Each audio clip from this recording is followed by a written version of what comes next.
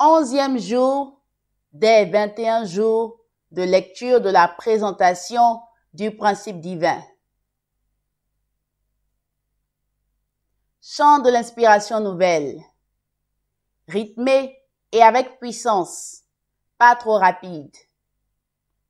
Né à la vie sur cette terre que Dieu a préparée, il m'a choisi pour construire son royaume de paix, révéler sa vérité, sa volonté, son but, vie, sacrifice honnête, tout pour son désir, tout pour son désir. Des cieux s'élève un chant puissant, inspiration divine.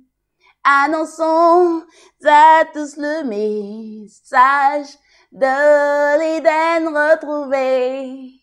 Sacrifions-nous pour construire le royaume des cieux. Réalisons-le ensemble, tout pour son désir, tout pour son désir. Cherche la nouvelle base éternelle, famille bénie de Dieu. Longtemps attendu par le Père, Dieu de bonté aux cieux. Réponds cette vérité de bonté, d'amour, établis une terre nouvelle, tout pour son désir, tout pour son désir. Au commencement d'une vie nouvelle, lève-toi pour la justice, dans la pure vie éternelle, crée le monde du bien. Loue le Père de toute bonté, notre idéal glorieux. Construisons un monde de paix, nous le construisons, nous le construisons.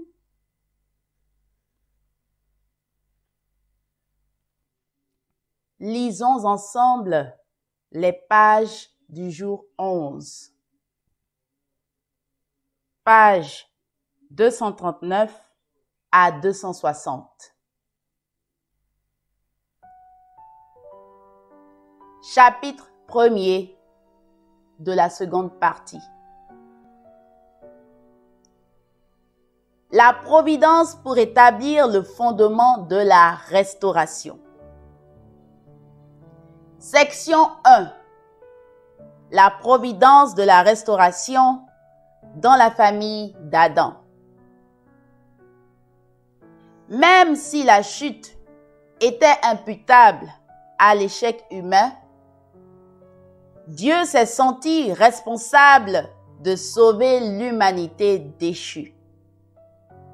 Aussi, a-t-il immédiatement commencé sa providence pour restaurer les êtres humains déchus en voulant faire établir le fondement pour le Messie par la famille d'Adam. Sa parenté de sang avec Satan plaçait Adam dans une position médiane, en relation à la fois avec Dieu et avec Satan. Pour qu'une personne déchue qui se trouve en position médiane soit purifiée, vienne du côté de Dieu et établisse le fondement pour le Messie, il faut qu'elle remplisse une condition d'indemnité.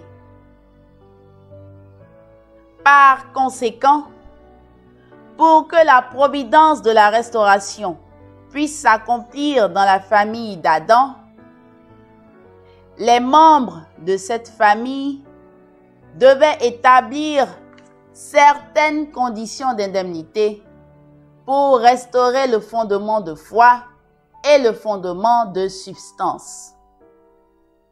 Le fondement pour le Messie aurait été réalisée grâce à ces deux fondements.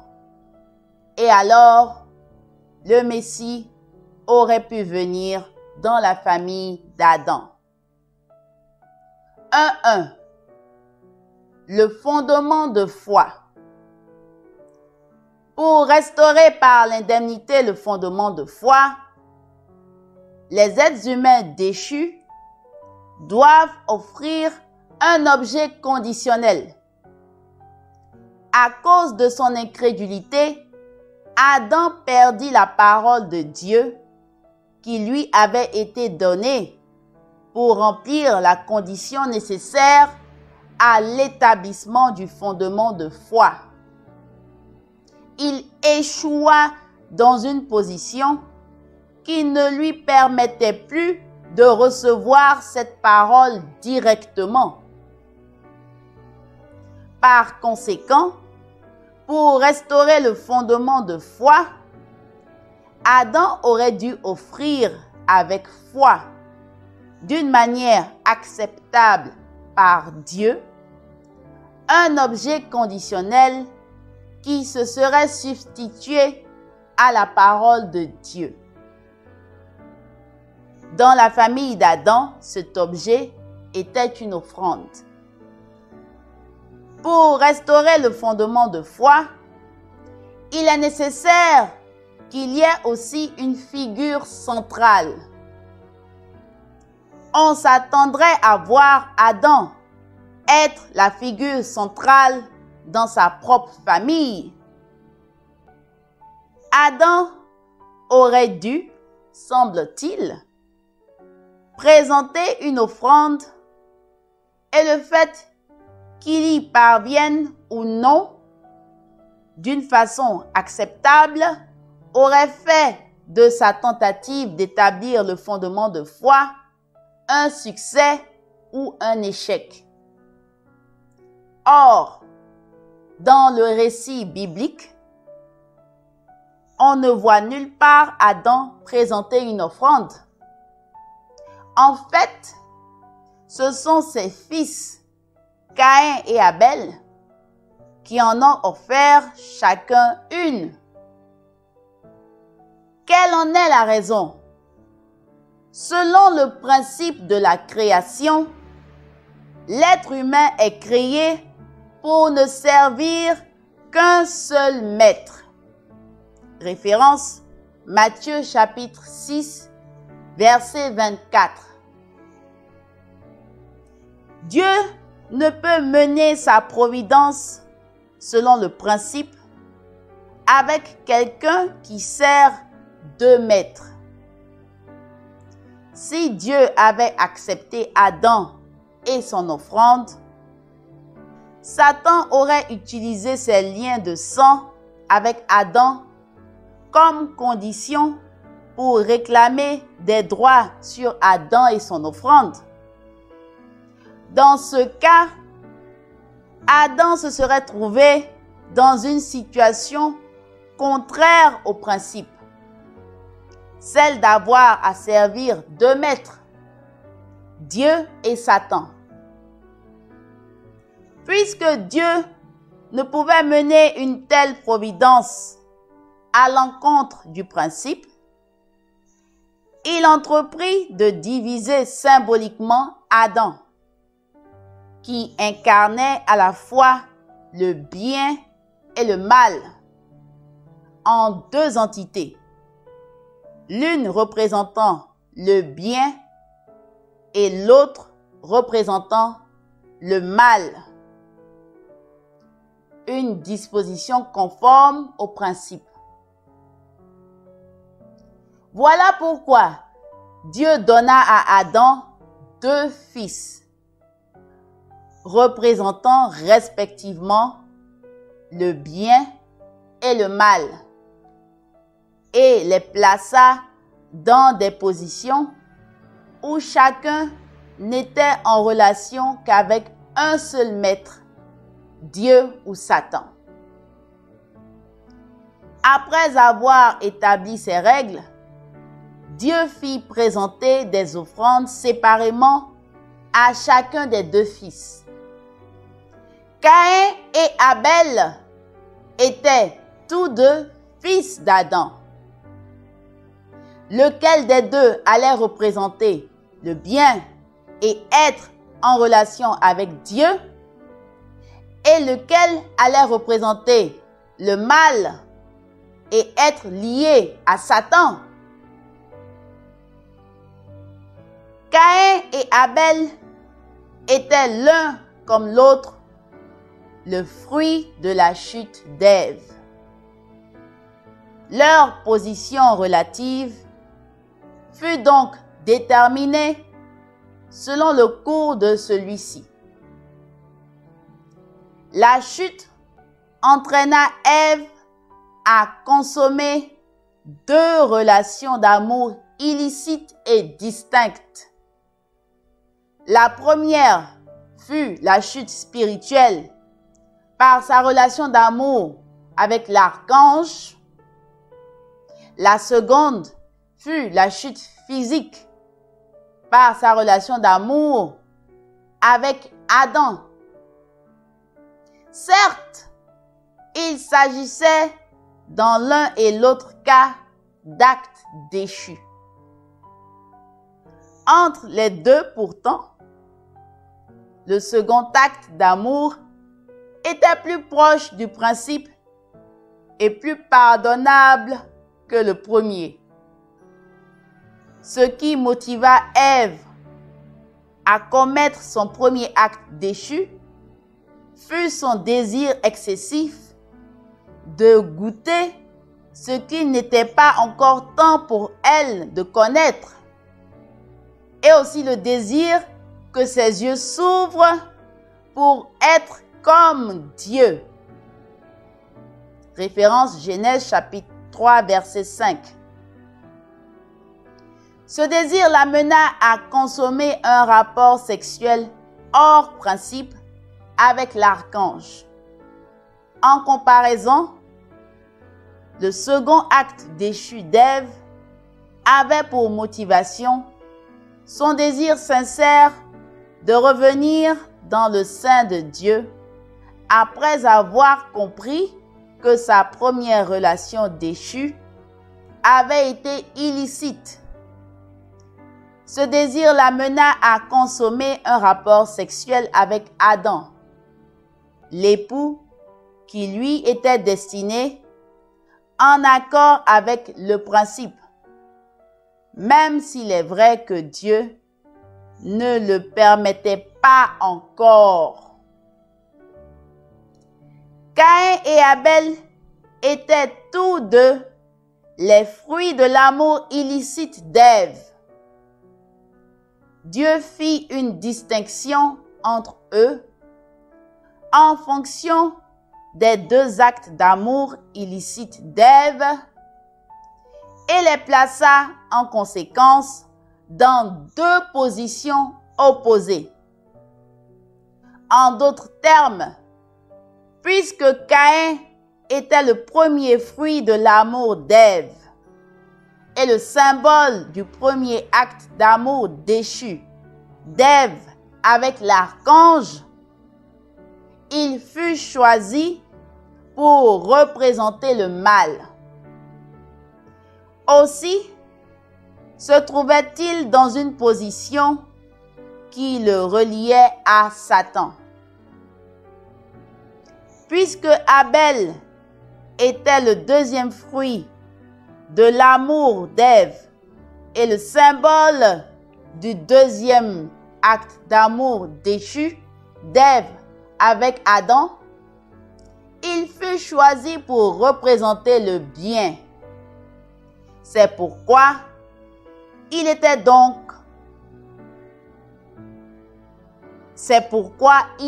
dans une position qui le reliait à Dieu. De son côté, Satan avait pris le contrôle de la création que Dieu avait réalisée selon le principe et il avait établi un monde hors principe, n'ayant que l'apparence extérieure de l'univers que Dieu projetait. Dans le monde originel fondé sur le principe, Dieu entendait élever le fils aîné et le faire hériter du droit d'aînesse. C'est pourquoi Satan éprouvait un plus grand attachement pour l'aîné que pour le cadet. Ayant déjà réclamé l'univers, Satan disputa à Dieu l'aîné, Caïn, qui avait plus de valeur pour lui. Puisque Satan avait un attachement plus fort pour Caïn, Dieu choisit d'être en relation avec Abel. La Bible témoigne de discrimination entre le fils aîné et le fils cadet. Par exemple, Dieu dit à Caïn, « Mais si tu n'es pas bien disposé, le péché n'est-il pas à la porte? Une bête tapie qui te convoite. Pourras-tu la dominer? » Référence Genèse chapitre 4, verset 7. Nous pouvons comprendre par là que Caïn avait une base pour être en relation avec Satan. Quand les Israélites étaient sur le point de quitter l'Égypte, Dieu frappa tous les premiers-nés des Égyptiens et même tous les premiers-nés de leur bétail, parce que les Égyptiens, comme vassaux de Satan, se trouvaient dans la position de Caïn. Quand les Israélites étaient sur le point de quitter l'Égypte, Dieu frappa tous les premiers-nés des Égyptiens et même tous les premiers-nés de leur bétail. Référence Exode chapitre 12, verset 29. Parce que les Égyptiens, comme vassaux de Satan, se trouvaient dans la position de Caïn. Quand les Israélites retournèrent en Canaan, seuls les Lévites, qui étaient en position du fils cadet Abel, eurent le droit de porter l'arche de l'alliance. Référence Nombre chapitre 1, versets 50 à 53 et Deutéronome chapitre 31, verset 25. Il est écrit que Dieu aimait le deuxième fils Jacob et haïssait le premier fils Ésaü, alors qu'ils étaient encore dans le sein maternel. Référence Romains chapitre 9, versets 11 à 13. Ce qui les plaça dans la position de Caïn ou bien dans celle d'Abel était uniquement l'ordre dans lequel ils allaient naître. Alors que Jacob était en train de bénir ses deux petits-fils, Éphraïm et Manassé, il croisa ses mains, puis étendit sa main droite et la posa sur la tête d'Éphraïm, le deuxième fils, en position d'Abel, pour lui donner la première et la plus grande bénédiction. Référence Genèse chapitre 48, verset 14. C'est en fonction de ce principe que Dieu plaça Caïn et Abel dans une position où chacun pouvait être en relation avec un seul maître pour présenter une offrande. Référence Genèse chapitre 4, versets 3 à 5. Quand Caïn et Abel présentèrent chacun leur offrande, Yahvé agréa Abel et son offrande. Mais il n'agréa pas Caïn et son offrande. Référence Genèse chapitre 4, versets 3 à 4. Pourquoi Dieu accepta-t-il l'offrande d'Abel, mais rejeta-t-il celle de Caïn? Dieu agréa l'offrande d'Abel parce que ce dernier avait une relation appropriée avec lui et qu'il fit l'offrande d'une manière acceptable. Référence Hébreux chapitre 11 verset 4. C'est ainsi qu'Abel réussit à établir le fondement de foi dans la famille d'Adam. Il est l'illustration que toute personne déchue peut faire une offrande acceptable par Dieu, du moment qu'elle peut satisfaire aux conditions nécessaires.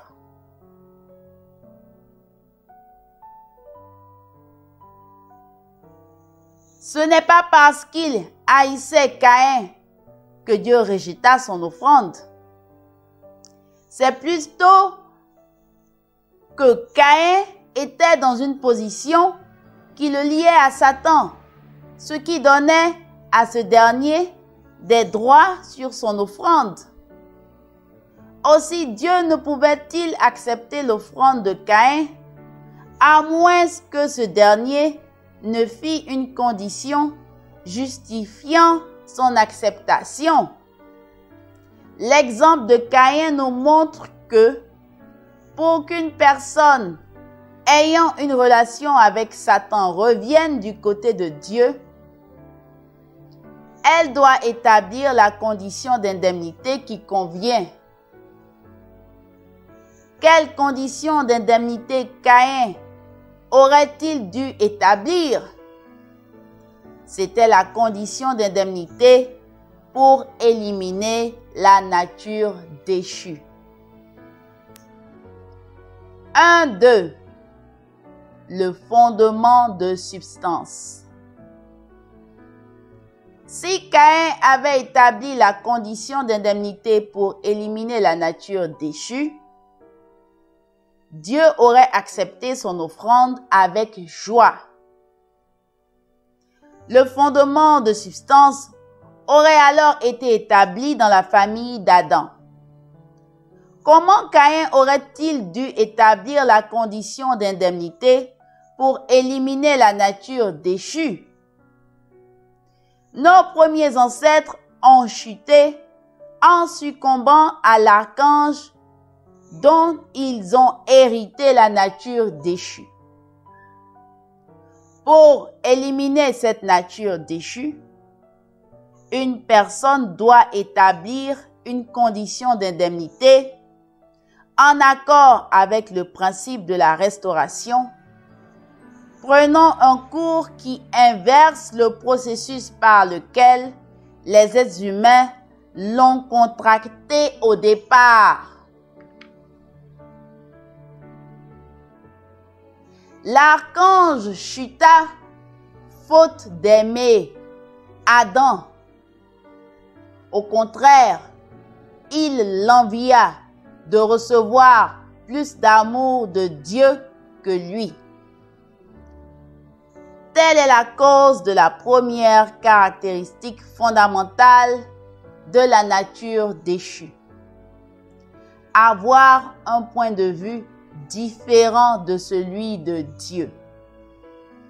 Pour éliminer cette caractéristique, Caïn, qui avait la position de l'archange, aurait dû adopter le point de vue de Dieu en aimant Abel, qui avait la position d'Adam.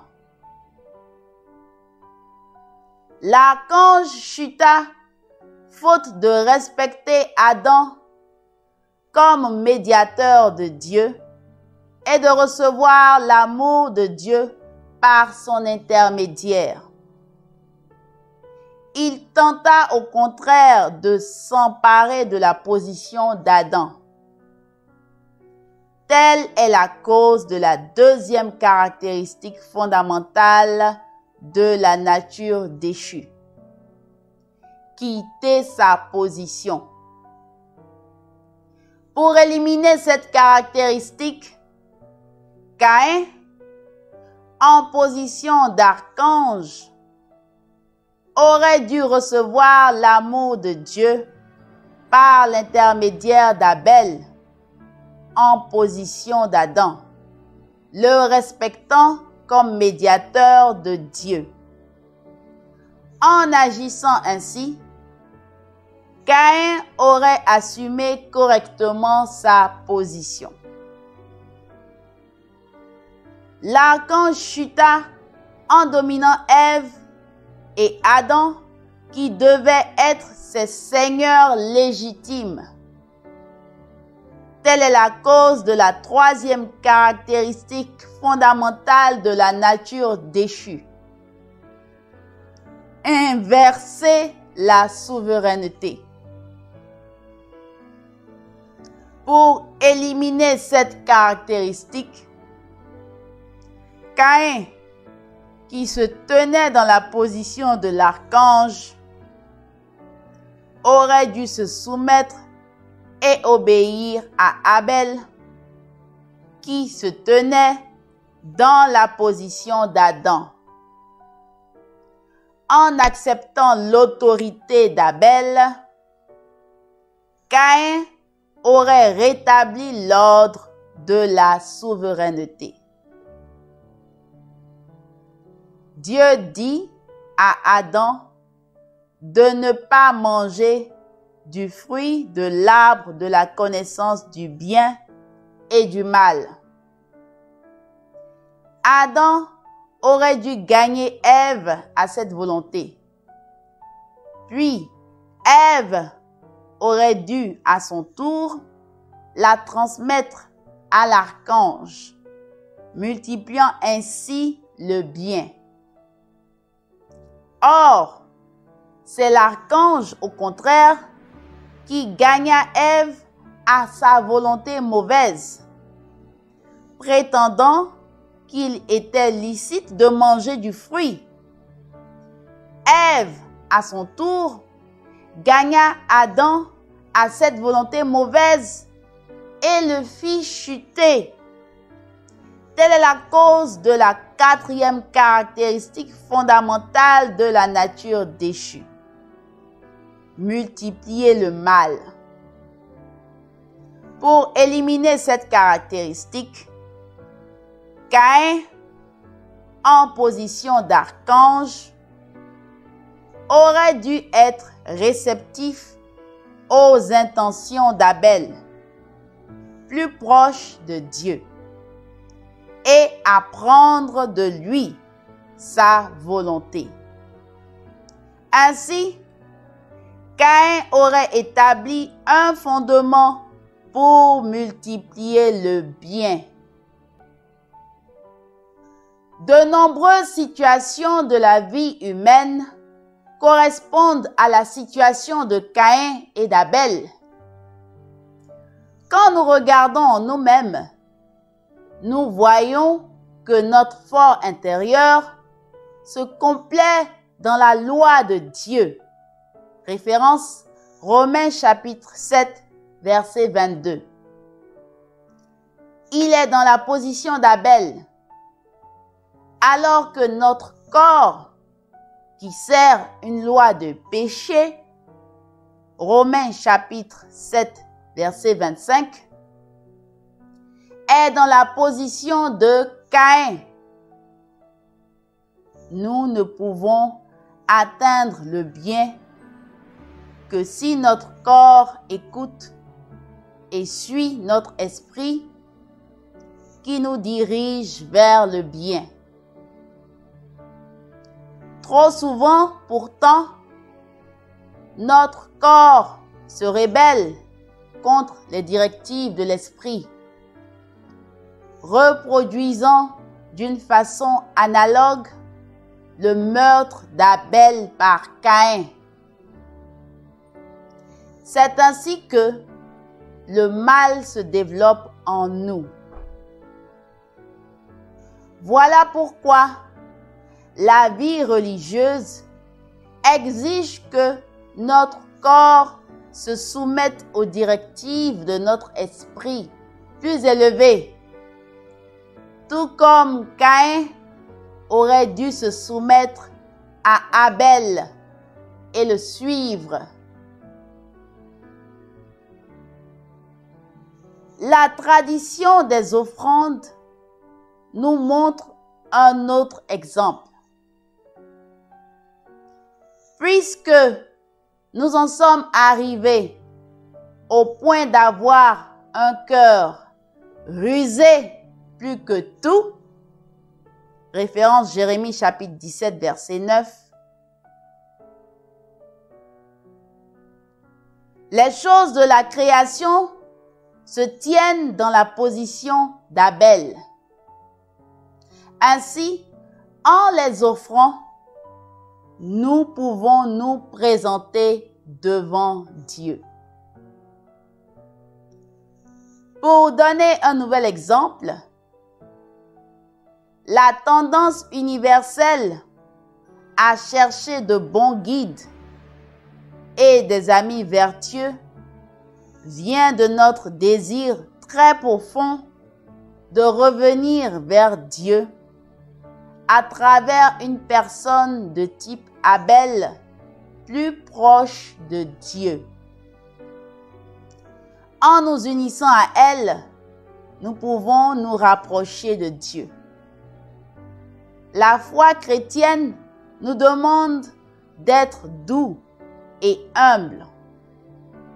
Par ce mode de vie, nous pouvons rencontrer notre guide de type Abel et nous assurer ainsi un chemin pour revenir vers Dieu. À tous les niveaux des rapports sociaux, que ce soit entre individus ou entre familles ou au niveau des communautés, des sociétés, des nations et du monde, nous constatons qu'un parti est dans le rôle d'Abel et l'autre dans le rôle de Caïn. Pour pouvoir restaurer la société à tous les niveaux jusqu'à la situation originellement prévue par Dieu, ceux qui se trouvent en position de Caïn devraient respecter ceux qui sont en position d'Abel et leur obéir. Jésus vint en ce monde comme la personne de type Abel, à qui toute l'humanité aurait dû se soumettre et qu'elle aurait dû suivre. C'est pour cela qu'il disait: nul ne vient au Père sinon par moi. Référence Jean chapitre 14, verset 6. Si Caïn s'était soumis à Abel et avait posé ainsi la condition d'indemnité pour éliminer la nature déchue dans la famille d'Adam, ils auraient tous deux établi le fondement de substance. Avec le fondement de foi déjà posé, la famille d'Adam aurait établi le fondement pour le Messie. Il serait alors venu parmi eux, restaurant le fondement originel des 4 positions. Au lieu de cela, Caïn tua Abel. Par le meurtre d'Abel, Caïn répéta le péché de l'archange, c'est-à-dire qu'il reproduisit le processus qui était à l'origine même des caractéristiques fondamentales de la nature déchue. La famille d'Adam ne réussit donc pas à poser le fondement de substance. Par conséquent, la providence de la restauration ne put s'accomplir dans la famille d'Adam. 1.3. Le fondement pour le Messie dans la famille d'Adam. Le fondement pour le Messie s'établit en restaurant d'abord par l'indemnité le fondement de foi, puis en réalisant le fondement de substance. En matière d'offrande requise, le fondement de foi est restauré quand on fait une offrande symbolique acceptable. Et le fondement de substance l'est quand on fait une offrande substantielle acceptable. Examinons le sens et le but de l'offrande symbolique et de l'offrande substantielle. Les trois grandes bénédictions, but de Dieu pour la création, auraient dû se réaliser quand Adam et Ève, ayant parfait leur personnalité individuelle, seraient devenus mari et femme. Ils auraient donné naissance à de bons enfants, élevé une bonne famille et auraient eu la maîtrise de l'ensemble de la création. Toutefois, à cause de la chute, les trois grandes bénédictions ont été perdues. Le moyen de les restaurer est d'emprunter le chemin inverse.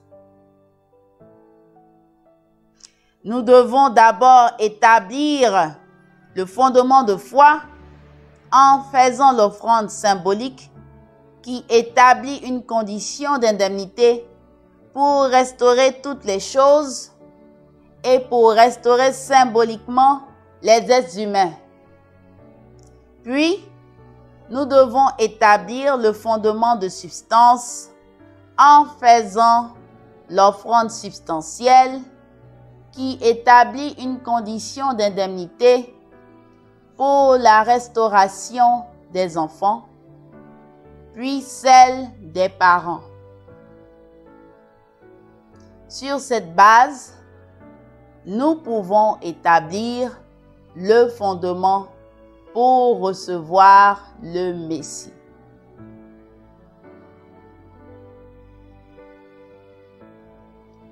Nous pouvons considérer le sens et le but de l'offrande symbolique de deux façons. Premièrement, comme nous l'avons vu plus haut, Satan domina le monde naturel grâce à son emprise sur les êtres humains, ses maîtres légitimes. C'est pourquoi il est écrit que toute la création jusqu'à ce jour gémit en travail d'enfantement. Référence Romains chapitre 8, verset 22. Ainsi, un des buts de l'offrande symbolique de toutes les choses est de leur permettre de se tenir en position de partenaires objets substantiels de Dieu en tant que symbole. Le premier but de l'offrande symbolique est donc d'établir une condition d'indemnité pour ramener le monde naturel à sa relation originelle avec Dieu. Deuxièmement, ayant chuté à une position inférieure aux choses de la création, les êtres humains doivent passer par l'intermédiaire des choses pour revenir devant Dieu. Cela découle du principe de la création qui exige qu'on s'approche de Dieu par l'intermédiaire de ce qui est plus proche de lui. Le deuxième but de l'offrande est donc d'établir une condition d'indemnité pour la restauration symbolique des êtres humains. L'offrande substantielle, quant à elle, est une offrande intérieure. Selon l'ordre de la création, puisque Dieu créa d'abord toutes les choses, puis les êtres humains, l'offrande intérieure pour restaurer ces derniers ne peut se faire que sur la base d'une offrande symbolique acceptable. Après avoir accompli l'offrande symbolique, établissant une condition d'indemnité tant pour la restauration de toutes les choses que pour la restauration symbolique des êtres humains, nous devons faire l'offrande substantielle qui établit une condition d'indemnité pour la restauration totale de ces derniers. L'offrande signifie établir la condition d'indemnité pour éliminer la nature déchue. Cela est essentiel pour une vraie restauration des êtres humains. L'offrande substantielle est accomplie quand une personne en position de Caïn honore la personne en position d'Abel, la plaçant au-dessus d'elle-même comme une offrande. De cette façon, toutes deux établissent la condition d'indemnité pour leur restauration en tant qu'enfants de bonté. En même temps, cela sert de condition d'indemnité pour la restauration de leurs parents. Voilà comment l'offrande substantielle peut répondre aux attentes de Dieu. Que signifie donc la condition d'indemnité pour la restauration des parents? Afin d'établir le fondement pour le Messie dans la famille d'Adam, celui-ci aurait dû lui-même poser le fondement de foi en faisant l'offrande symbolique. Toutefois, nous l'avons vu, Adam ne pouvait pas faire l'offrande. S'il l'avait tenté, les deux maîtres d'Adam, Dieu et Satan, l'auraient tous deux revendiqué, ce qui aurait été une situation hors principe. S'il l'avait tenté, les deux maîtres d'Adam, Dieu et Satan, l'auraient tous deux revendiqué, ce qui aurait été une situation hors principe. Il faut ajouter une autre raison, ayant trait aux sentiments et au cœur. Adam était le pécheur qui avait plongé le cœur de Dieu dans une douleur et une affliction qui allait durer des milliers d'années. Il n'était pas digne d'être l'élu du cœur de Dieu, avec lequel Dieu pourrait œuvrer directement pour mener la providence de la restauration. Par conséquent, Dieu choisit à sa place Abel, le deuxième fils d'Adam, et il lui fit présenter l'offrande symbolique. Ce dernier établit les conditions d'indemnité pour la restauration de toutes les choses et la restauration symbolique des êtres humains. Si Caïn et Abel avaient posé la condition d'indemnité pour la restauration des enfants en faisant une offrande substantielle acceptable, leur père Adam aurait eu sa part dans la victoire du fondement de substance. Ainsi, la famille d'Adam aurait-elle établi le fondement pour le Messie? Avant que l'offrande substantielle ne puisse être faite, la figure centrale de l'offrande, la personne offerte, doit être choisie. Dieu fit présenter l'offrande symbolique par Abel pour deux raisons. Premièrement, pour lui faire établir le fondement de foi à la place d'Adam. Deuxièmement, pour le qualifier comme la figure centrale de l'offrande substantielle. Caïn était celui à qui incombait la condition d'indemnité pour éliminer la nature déchue. Cependant, sa réussite aurait été également celle de toute la famille d'Adam. Comment était-ce possible? Cela peut être comparé à la situation de nos premiers ancêtres qui auraient pu aider Dieu à accomplir toute sa volonté s'ils avaient obéi à sa parole. Songeons aussi à la situation des Juifs à l'époque de Jésus, qui auraient pu aider Jésus à accomplir sa volonté d'apporter le salut complet à l'humanité s'ils avaient cru en lui.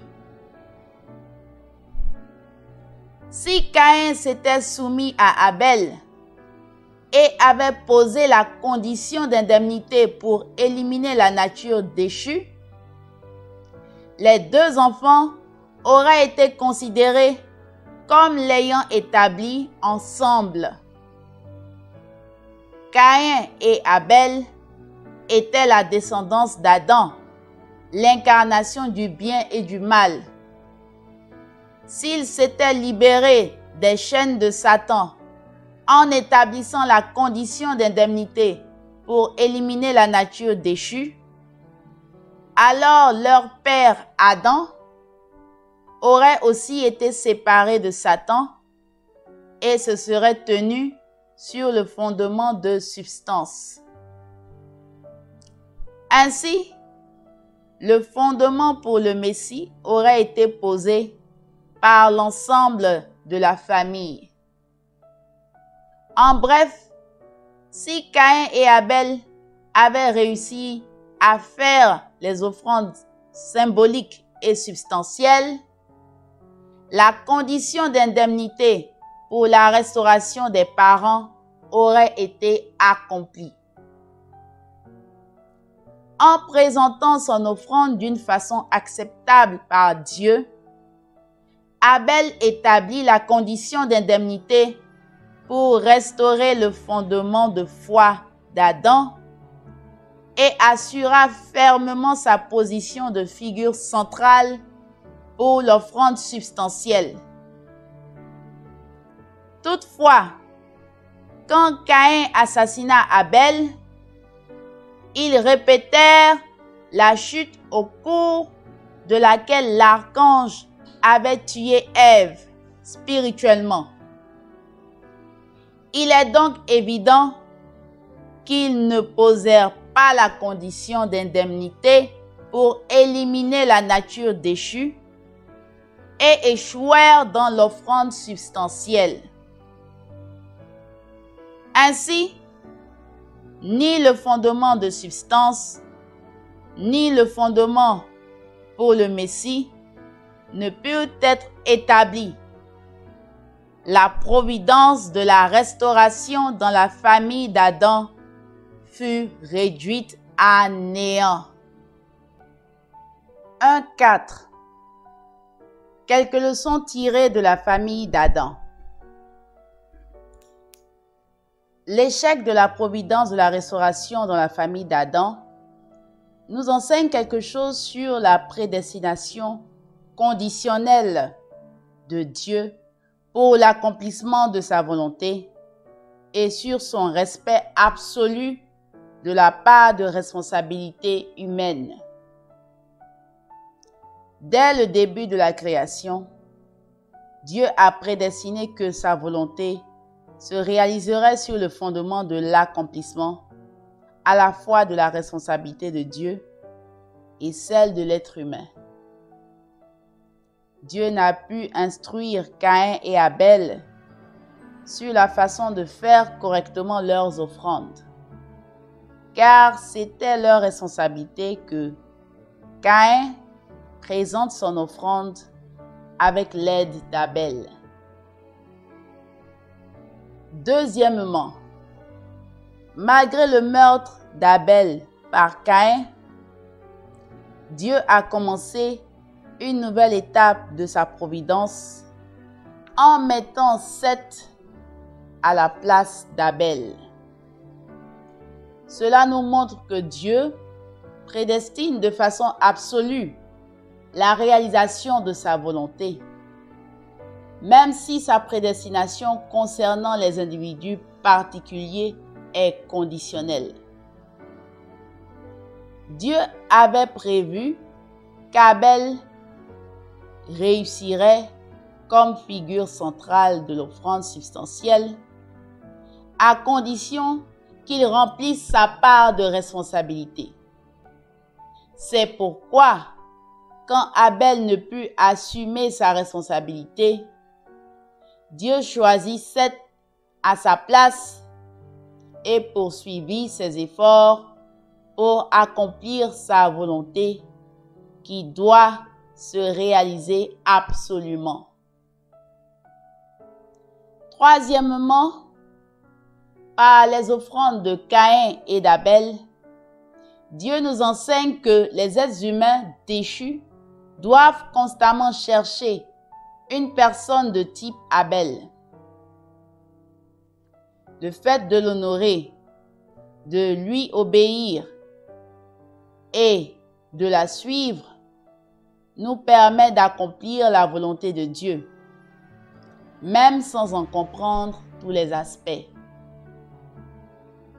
La providence que Dieu chercha à mener à bien dans la famille d'Adam s'est répétée à de nombreuses reprises à cause du manque de foi des êtres humains. En conséquence, ce cours demeure le cours d'indemnité que nous devons aussi suivre nous-mêmes. La providence de la restauration dans la famille d'Adam est donc riche d'enseignements valables pour notre vie de foi. Section 2. La providence de la restauration dans la famille de Noé. Caïn tua Abel, empêchant par là même la providence de la restauration de s'accomplir dans la famille d'Adam. Toutefois, Dieu avait prédestiné de façon absolue l'accomplissement du but de la création et sa volonté demeurait inchangée. Aussi, s'appuyant sur le cœur loyal qu'Abel avait montré envers le ciel, Dieu choisit Seth à sa place. Référence Genèse chapitre 4, verset 25. Parmi les descendants de Seth, Dieu choisit la famille de Noé. pour remplacer la famille d'Adam et entamer une nouvelle étape de sa providence. Il est écrit que Dieu jugea le monde par le déluge et qu'il dit à Noé, « La fin de toutes choses est arrivée. Je l'ai décidé, car la terre est pleine de violence à cause des hommes, et je vais les faire disparaître de la terre. » Référence Genèse chapitre 6, verset 13. Cela nous montre que l'époque de Noé était celle des derniers jours. Dieu entendait accomplir le but de la création après le jugement par le déluge, en envoyant le Messie sur le fondement établi par la famille de Noé.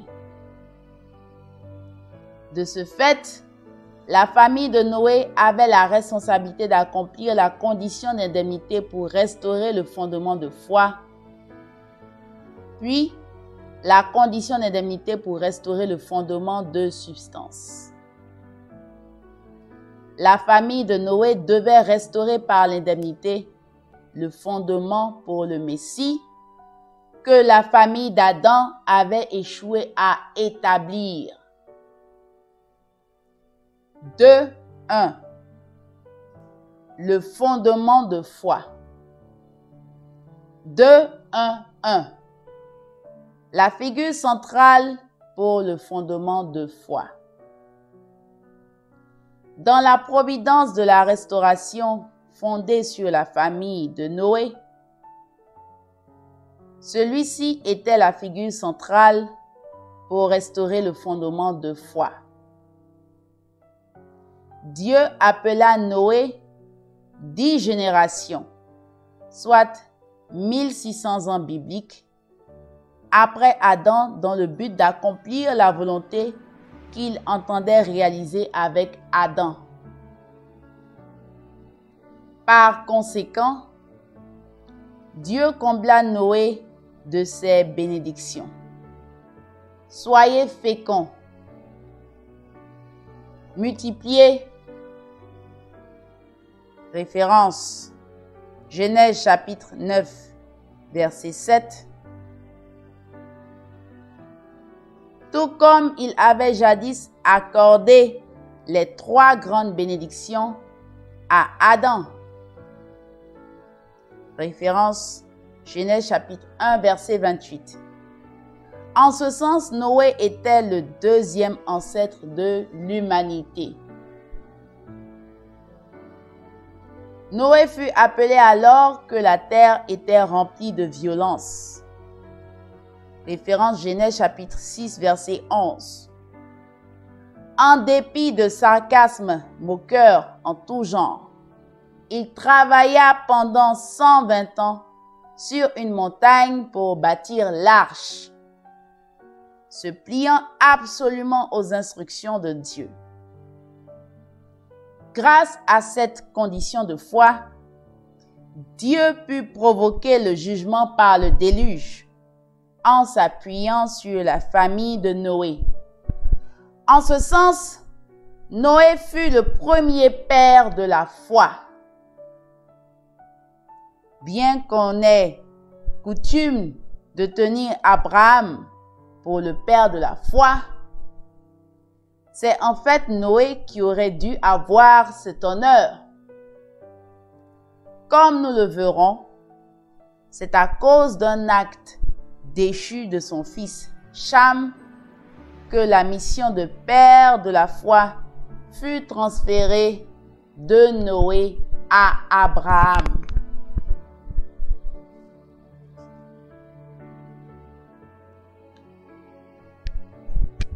Le cas d'Adam a déjà été expliqué.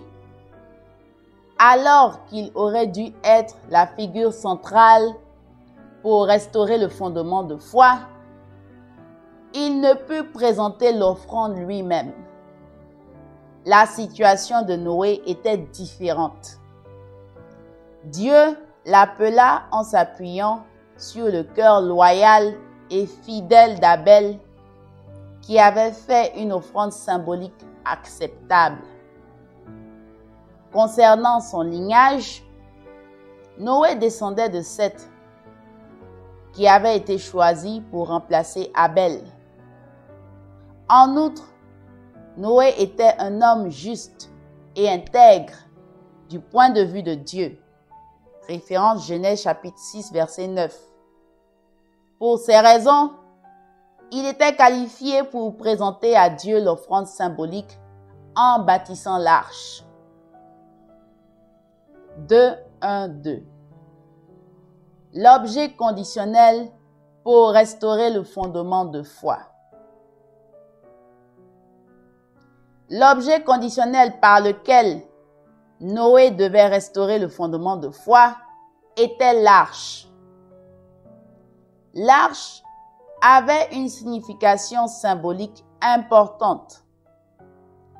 Avant que Noé puisse se tenir à la place d'Adam comme le deuxième ancêtre de l'humanité, il lui fallait d'abord établir la condition d'indemnité pour la restauration de l'univers livré à Satan à cause de la chute d'Adam. Ainsi, l'objet conditionnel que Noé était appelé à offrir d'une façon acceptable devait symboliser le nouvel univers. L'arche remplissait ce rôle.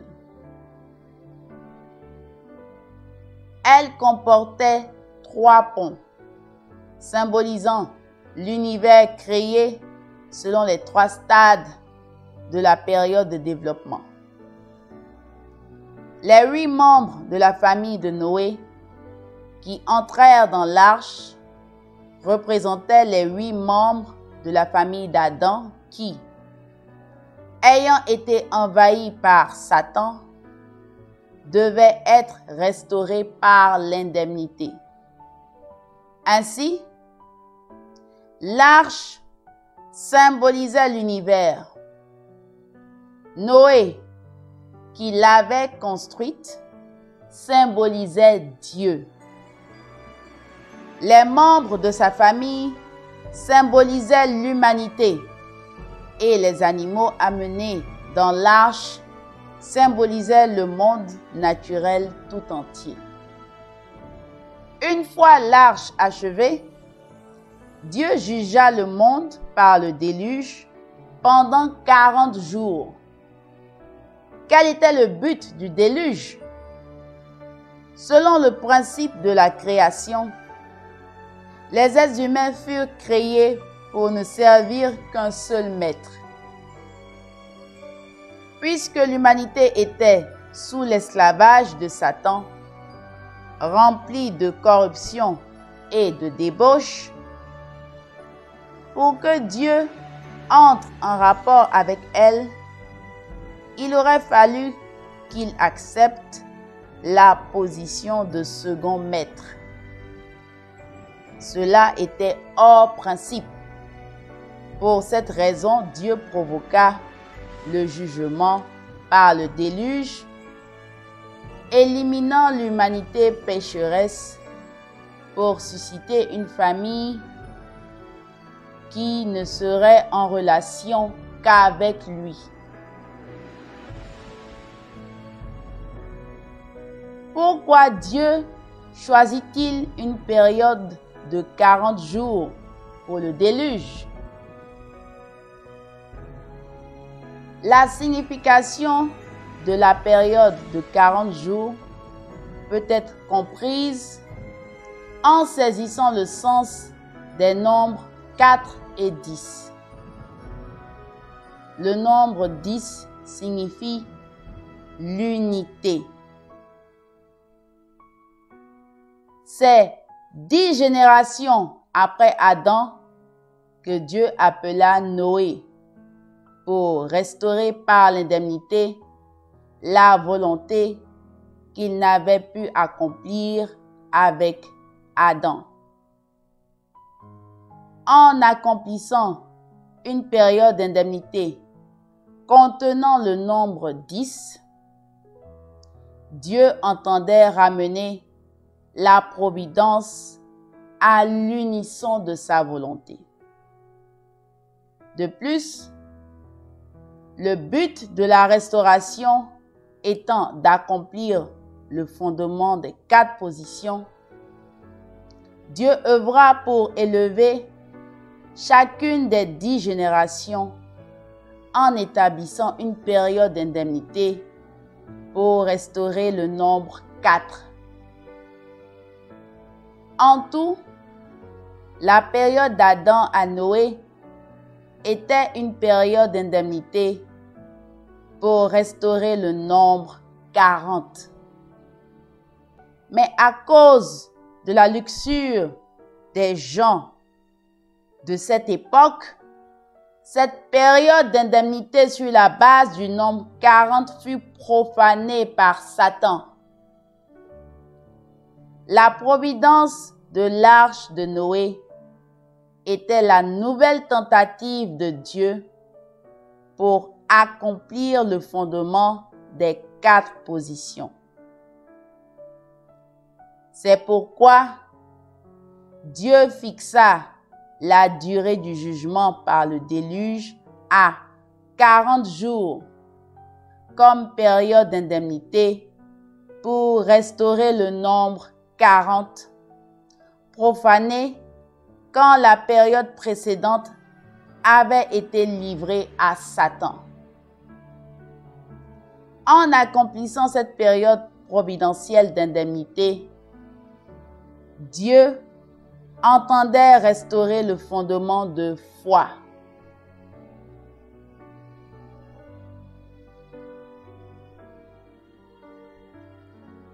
Le nombre 40 devint caractéristique des providences pour se séparer de Satan qui sont nécessaires pour restaurer le fondement de foi. Il y en a de nombreux exemples. Le jugement de 40 jours par le déluge à l'époque de Noé. Les 40 ans de Noé à Abraham. Les 40 ans d'esclavage des Israélites en Égypte. Les 2 jeûnes de 40 jours de Moïse. Les 40 jours de reconnaissance en Canaan. Les 40 ans d'errance des Israélites dans le désert. Les 40 ans de règne de chacun des rois Saül, David et Salomon, le jeûne de 40 jours d'Élie, la prophétie de Jonas que Ninive serait détruite 40 jours plus tard, les 40 jours de jeûne et de prière de Jésus au désert, et la période de 40 jours depuis la résurrection de Jésus jusqu'à son ascension.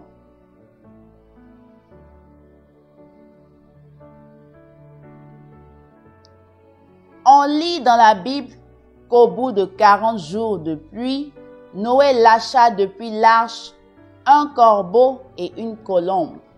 Référence Genèse chapitre 8, versets 6 à 8. Examinons quel développement providentiel futur cela préfigurait, puisqu'il est écrit: mais le Seigneur Yahvé ne fait rien qu'il n'en ait révélé de secret à ses serviteurs, les prophètes. Référence Amos chapitre 3 verset 7. En bâtissant l'arche et en passant par le jugement de 40 jours de déluge, Noé établit une condition d'indemnité pour la restauration de l'univers. Le déluge correspond à la période de chaos avant la création de l'univers, quand un souffle de Dieu agitait la surface des eaux. Genèse chapitre 1 verset 2. Par conséquent, les œuvres que Dieu accomplit autour de l'arche à la fin du déluge de 40 jours symbolisent le cours entier de l'histoire suivant la création par Dieu du ciel et de la terre. Qu'annonçait l'envoi par Noé du corbeau qui tournoyait en cherchant un endroit où se poser jusqu'à ce que les eaux aient baissé? Cela signifie que Satan guettait une condition par laquelle il pourrait envahir la famille de Noé, tout comme l'archange convoitait l'amour d'Ève peu après la création des êtres humains. Et tout comme Satan était tapi à la porte, guettant une occasion d'envahir les offrandes de Caïn et d'Abel. Genèse chapitre 4, verset 7.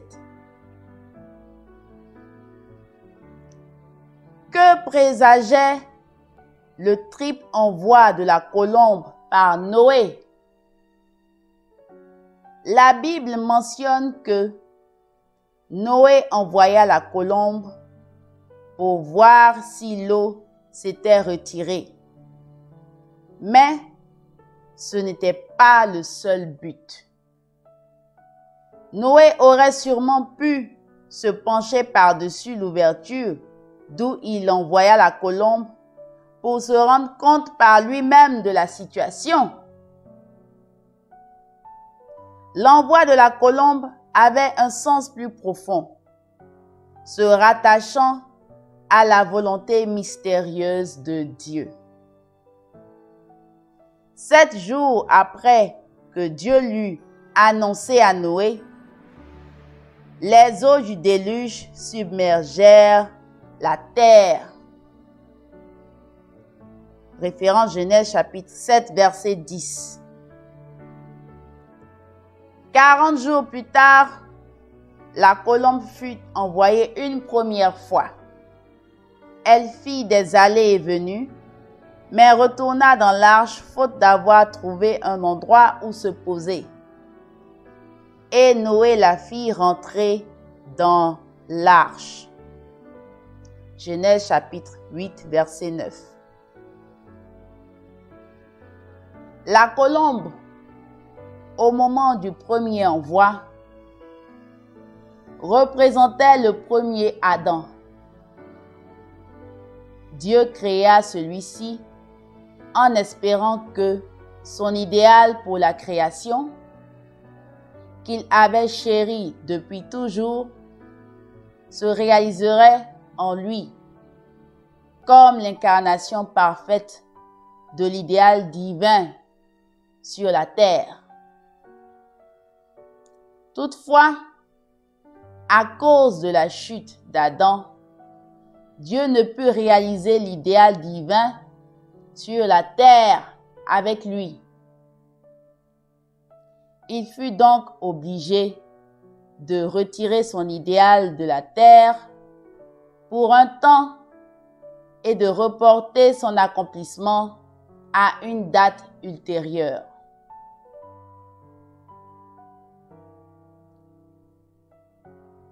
Sept jours plus tard, Noé lâcha la colombe une deuxième fois hors de l'arche. Or, l'eau n'avait toujours pas reflué et la colombe dut encore revenir. Elle portait cette fois un rameau d'olivier dans son bec, signe qu'il y aurait un endroit où elle pourrait se poser la prochaine fois. Référence Genèse chapitre 8, versets 10 à 11. La colombe, au moment du deuxième envoi, symbolisait Jésus, le deuxième Adam, dont la venue serait la deuxième tentative de Dieu de réaliser l'incarnation parfaite de l'idéal divin sur la terre. Ces versets indiquent que si le peuple élu devait ne pas croire en Jésus, celui-ci n'aurait pas où reposer la tête. Référence Luc, chapitre 9, verset 58.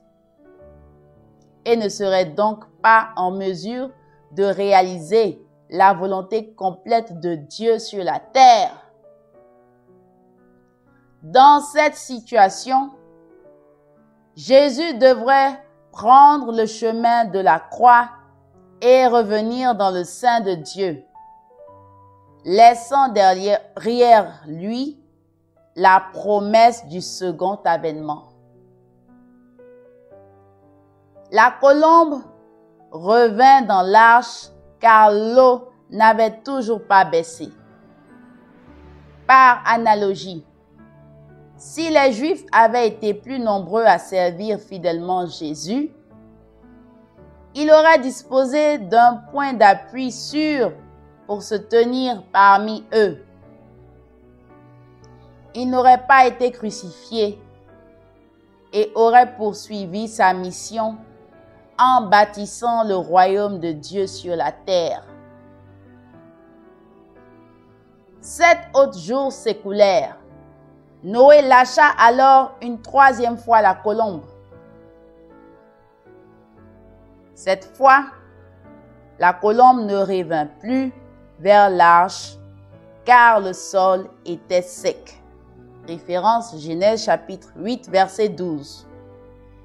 La colombe, au troisième envoi, symbolisait le Christ à son second avènement, qui doit venir comme le troisième Adam. Cela indiquait que le Christ, à son retour, serait sûrement à même de réaliser l'idéal de Dieu pour la création et que cet idéal serait installé sur terre à jamais. Quand la colombe ne revint pas, Noé débarqua enfin de l'arche et arpenta la terre ferme, lavé du péché et renouvelé. Cela annonçait que lors de la réalisation de l'idéal de la création sur la terre, grâce à l'œuvre du troisième Adam, la Jérusalem nouvelle descendrait du ciel et que la demeure de Dieu serait avec les humains. Référence Apocalypse chapitre 21, versets 1 à 3. On doit interpréter les présages contenus dans ce récit à la lueur du principe expliqué plus haut. La providence de la restauration peut être prolongée si la personne à qui la providence est confiée faillit à sa responsabilité. Adam perdit la foi et échoua dans l'accomplissement de sa responsabilité. Jésus dut alors venir comme le deuxième Adam. De plus, s'il arrivait que le peuple juif manque de foi en Jésus et échoue dans sa responsabilité, le Christ devrait à coup sûr revenir comme le troisième Adam. Tout comme une période de 7 jours avait été nécessaire pour créer le ciel et la terre, les intervalles de 7 jours pour envoyer la colombe nous indiquent que la restauration du ciel et de la terre requiert certaines périodes providentielles. C'est sur cette base que, grâce au jugement des 40 jours, la famille de Noé put restaurer par l'indemnité le fondement de foi en suivant le cours dont l'arche était l'objet conditionnel, conformément à la volonté de Dieu.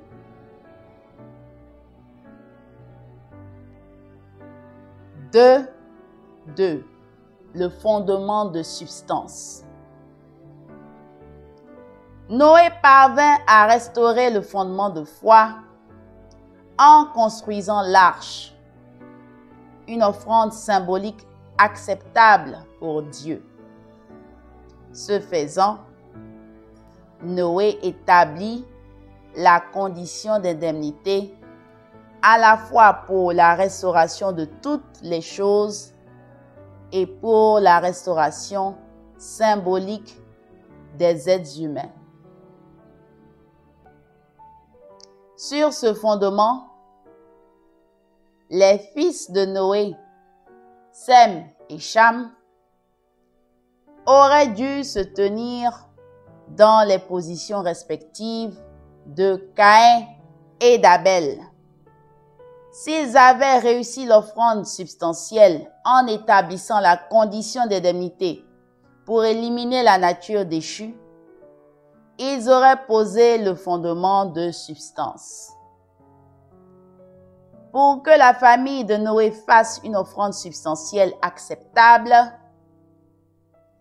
Cham, le deuxième fils de Noé, devait restaurer la position d'Abel, le deuxième fils d'Adam. Il était censé devenir la figure centrale de l'offrande substantielle, tout comme Abel l'avait été dans sa propre famille. Dans la famille d'Adam, Abel avait réussi à faire l'offrande symbolique à la place d'Adam pour restaurer le fondement de foi et se qualifier comme figure centrale de l'offrande substantielle. Dans le cas de la famille de Noé, ce fut Noé et non Cham qui fit l'offrande symbolique. Aussi, pour que Cham se tienne dans la position d'Abel, c'est-à-dire celui qui a réussi à faire l'offrande symbolique, il devait démontrer une unité de cœur absolue avec Noé, son père. Examinons comment Dieu œuvra pour aider Cham à ne faire qu'un seul cœur avec Noé. La Bible rapporte que Cham, voyant son père étendu nu sous sa tente, eut honte de lui et en prit ombrage. Cham attisa les mêmes sentiments chez ses frères, Sem et Japheth. Poussé par Cham à avoir honte de la nudité de leur père et détournant la tête pour ne pas le voir, ils marchèrent à reculons et couvrirent son corps avec un manteau. Ce acte constitua un péché tel que Noé blâma Cham, maudissant son fils Canaan en disant « Qu'il soit pour ses frères l'esclave des esclaves. Référence Genèse chapitre 9, versets 20 à 25. Pourquoi Dieu mena-t-il un tel cours providentiel? Pourquoi était-ce un tel péché d'avoir honte de la nudité? Pour trancher ces questions, rappelons d'abord ce qui définit le péché. Satan ne peut manifester ses pouvoirs, y compris le pouvoir d'exister et d'agir, à moins d'avoir trouvé d'abord un partenaire objet avec lequel il puisse établir une base commune et commencer une action réciproque de donner et recevoir. Chaque fois que quelqu'un fait une condition favorisant l'invasion de Satan, cela veut dire qu'il s'est laissé entraîner à devenir un partenaire objet de Satan, lui donnant ainsi le pouvoir d'agir. Cela constitue le péché. Ensuite, voyons pourquoi Dieu testa Cham en l'exposant à la nudité de Noé. On l'a vu, l'arche symbolisait l'univers et les événements qui suivirent immédiatement la providence de l'arche représentaient les événements qui survinrent aussitôt après la création de l'univers. Ainsi, la position de Noé, aussitôt après le déluge, était tout à fait semblable à celle d'Adam après la création du ciel et de la terre. Adam et Ève, avant la chute, étaient proches dans leur cœur, ouverts en toute innocence l'un à l'autre et aussi vis-à-vis de Dieu. Comme il est écrit, ils n'avaient pas honte de leur nudité. Référence Genèse chapitre 2, verset 25. Mais, après avoir chuté, ils éprouvèrent un sentiment de honte. Ils couvrirent leurs parties inférieures de feuilles de figuier, se cachant parmi les arbres du jardin, craignant le regard de Dieu. Référence Genèse chapitre 3, versets 7 à 8. Cette honte traduisait leur réalité intérieure, car ils avaient créé des liens de sang avec Satan en commettant le péché avec leurs parties sexuelles. En masquant leurs parties inférieures et en se cachant, ils exprimaient leur conscience coupable qui les amenait à avoir honte de se présenter devant Dieu. Noé, qui avait rompu ses liens avec Satan grâce au jugement par le déluge de 40 jours, était censé assumer la position d'Adam juste après la création de l'univers.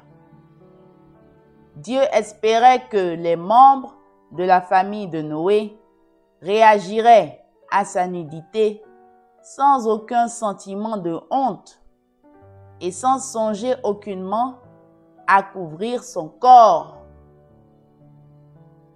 Dieu voulait retrouver le cœur allègre qu'il avait eu en regardant Adam et Ève dans leur innocence avant la chute. en prenant plaisir à l'innocence de la famille de Noé. Dieu permit à Noé de s'étendre nu pour accomplir ce souhait si profond.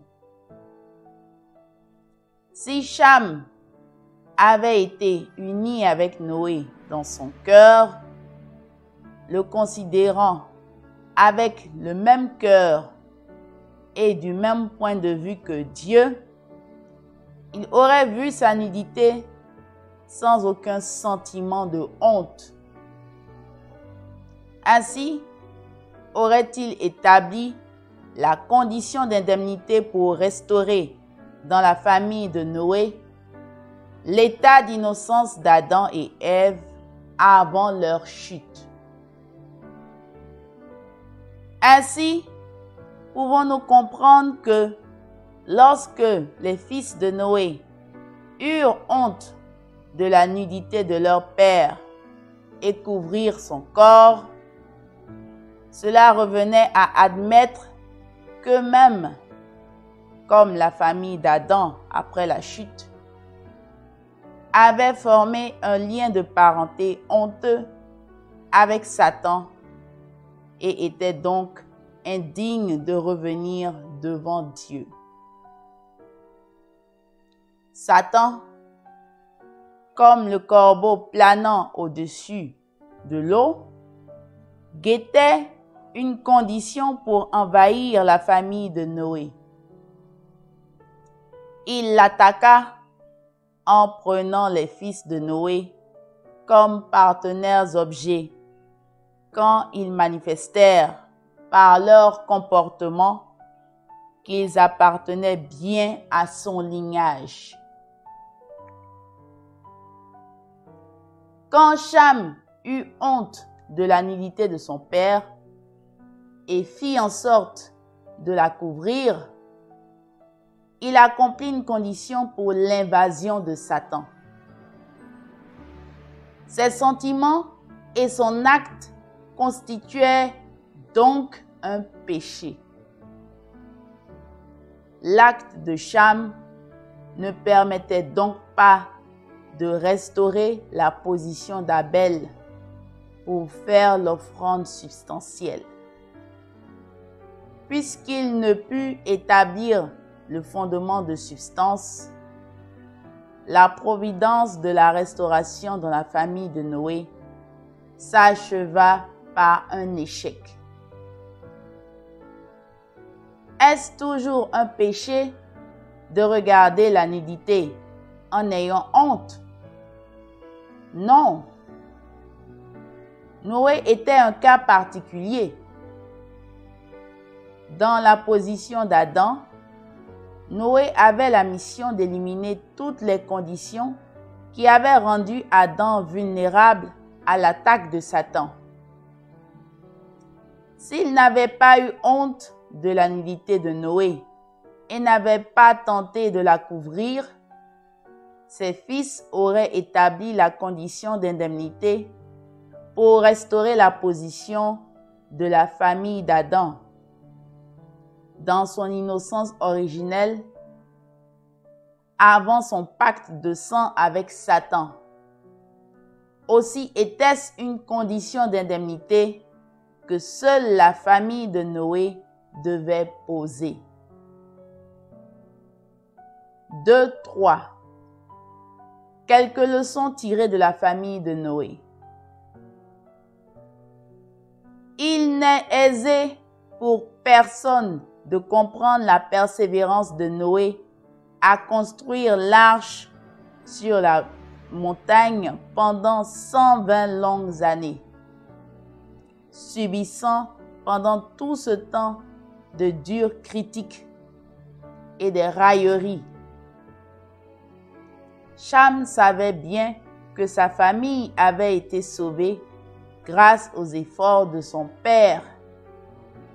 C'est pourquoi Cham aurait dû avoir un tel respect pour Noé qu'il aurait surmonté sa gêne devant la nudité de son père en montrant un tant soit peu de compréhension Or, au lieu de faire confiance à Noé, qui s'était justifié devant le ciel, Cham le critiqua dans une optique égocentrique et montra sa contrariété par ses actes.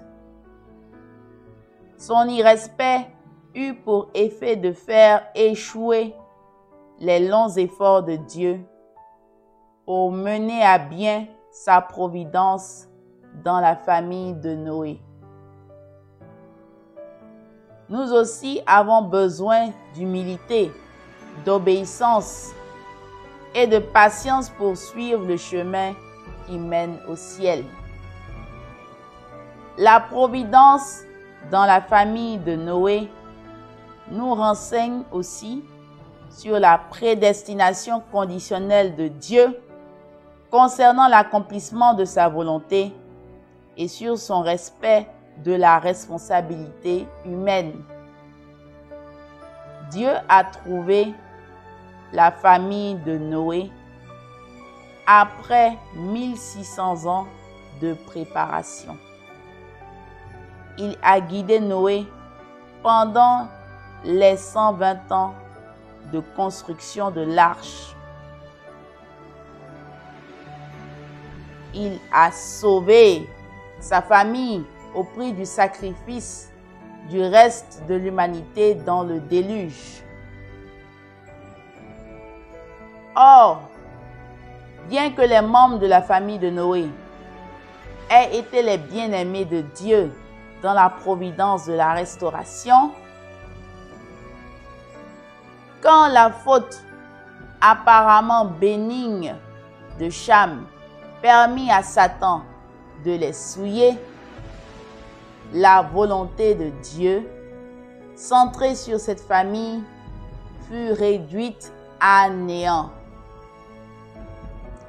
Enfin, la providence centrée sur la famille de Noé nous édifie sur la prédestination conditionnelle de Dieu pour les êtres humains. Bien que Dieu ait fait des efforts sans relâche pendant si longtemps pour trouver Noé et l'établir comme père de la foi, quand sa famille n'a pu accomplir sa responsabilité, il n'a pas hésité, bien qu'à regret, à abandonner Noé pour choisir plus tard Abraham à sa place. Fin de la lecture du jour 11.